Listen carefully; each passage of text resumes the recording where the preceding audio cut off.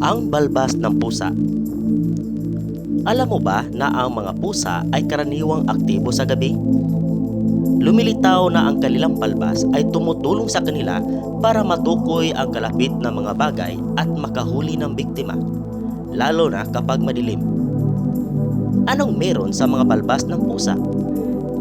Ang mga balbas ng pusa ay nakakabit sa mga tissue na maraming nerve. Ang mga nerve na ito ay sensitibo sa kahit bahagyang paggalaw ng hangin.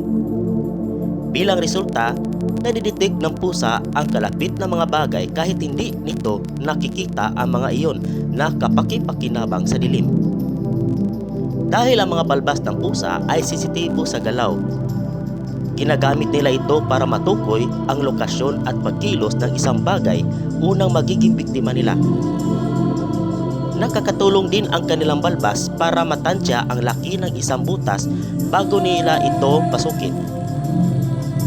Sinasabi ng Encyclopedia Britannica na hindi pa gaanong naunawaan ang silbi ng mga balbas o vibrissae. Pero alam natin na kapag pinutol ang mga ito, ang pusa ay pansamantalang mawawalan ng kakayahan. Ang mga siyentipiko ay nagdidisenyo ng robot na may sensor na katulad ng sa balbas ng pusa.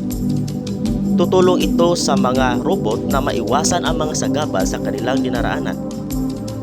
Ang mga sensor na ito ay tinatawag na e-whiskers, ay magagamit sa maraming paraan sa advanced robotics sa pagpadali ng interaction sa pagitan ng tao at computer at sa isa pang nabubuhay na mga bagay.